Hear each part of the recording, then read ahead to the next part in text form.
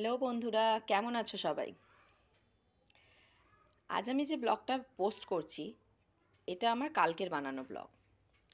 Actually কালকে ব্লগটা post করা হয়নি কারণ শরীরটা এতটাই খারাপ লাগছিল, যার জন্য কালকে ব্লগটা পোস্ট করা হয়নি। তাই আমি ব্লগটা আজকে পোস্ট করছি।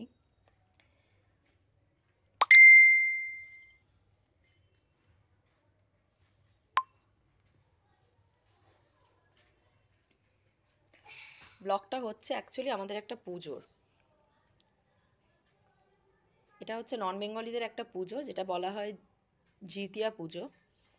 তো এটাতে হচ্ছে সারাদিন উপোস থাকতে হয়। আর এটা সাধারণত ছেলে মেয়েদের মঙ্গল কামনার জন্য বা ছেলে মেয়েদের ভালো রাখার জন্য এই পুজোটা করতে হয়। তো পুজোটা হচ্ছে এরকম যে আমাদের সকাল থেকে নির্জলা উপোস থাকতে হয়, আর সারাদিনই উপোস থাকতে হয়। সন্ধেবেলা পুজোটা হয়, আর তোমার পরের দিন সেদিন তোমরা কিচ্ছু খেতে পারবো না আমরা। আর পরের দিন সকালবেলা উঠে বাসি কাজকর্ম সেরে তারপর তুমি চাইলে কাজকর্ম সেরে পুজো করে তারপর তুমি জল খেতে পারবে। হ্যাঁ, একদমই এটা হচ্ছে নির্জলা উপোস, একদমই নির্জলা উপোস থাকতে হবে তোমাকে সারাটা দিন। তো আমি যেহেতু কালকে এই নির্জলা উপোসটা করেছিলাম, সেহেতু সত্যি কথা বলতে আমার শরীরটা এতটাই খারাপ হয়ে গেছিলো যে আমি আর পারিনি এই ব্লগটা বানাতে। তো যার জন্য ব্লগটা আমি আজকে বানিয়েছি কালকে, আজকে পোস্ট করলাম। ঠিক আছে, তো তোমরা দেখো আমাদের পুজোটা আমরা কিভাবে করি। সারাদিন উপোস করার পর সন্ধ্যেবেলা আমরা পুজোটা যেভাবে করি সেটা তোমাদেরকে দেখাচ্ছি। कथा संकल्प करिष्ये। सब सामने प्लस के सामने छोड़ दीजिए और उसके बाद फिर फूल उठाइए।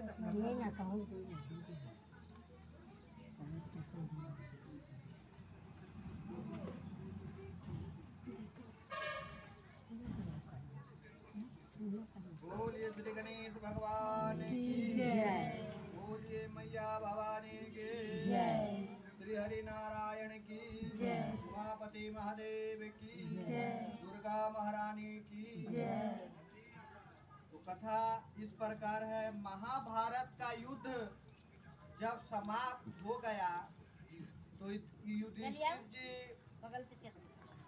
दुखी हुए।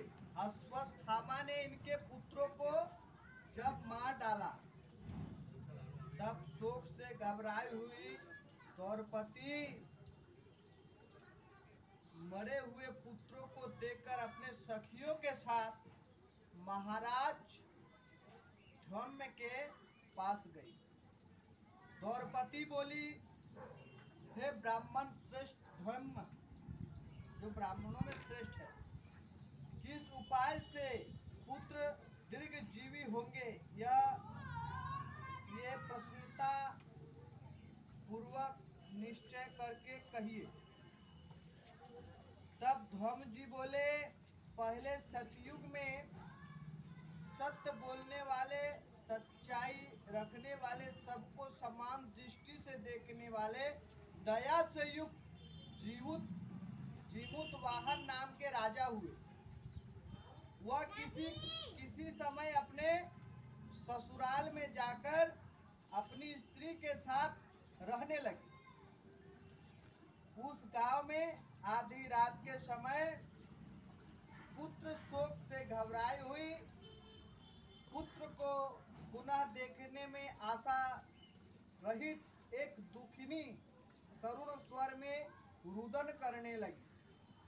अच्छा, जहाँ कोई समझ ना आए हमसे पूछ सके। हाय আমার দিকে না দিলে কি করব? এটা রিদ্ধি খুব ভালো ভিডিও করে। হ্যাঁ, আজকে আমাদের এখানে জীবিত পুত্রিকার পুজো হচ্ছে। তো বলছে আমি একটা ভিডিও করব, তুমি বলো এই ব্রতের বিষয়ে। বলতে চাই এটা এই পুজোটা মেয়ে ছেলে সবার জন্যই হয়। এর মধ্যে সারাদিন উপোস থাকা হয়, রাত্রি পর্যন্ত উপোস থাকা হয়। সকালবেলা সূর্য ওঠার সঙ্গে আমাদের কিছু মুখে দিতে হয়। নির্জলা উপবাস থাকে সবাই। জীবিত পুত্রিকা পুজো এটা মুখ্যত বিহার, ইউপি, ঝাড়খণ্ড এইসব সাইডে বেশি হয়। ধন্যবাদ।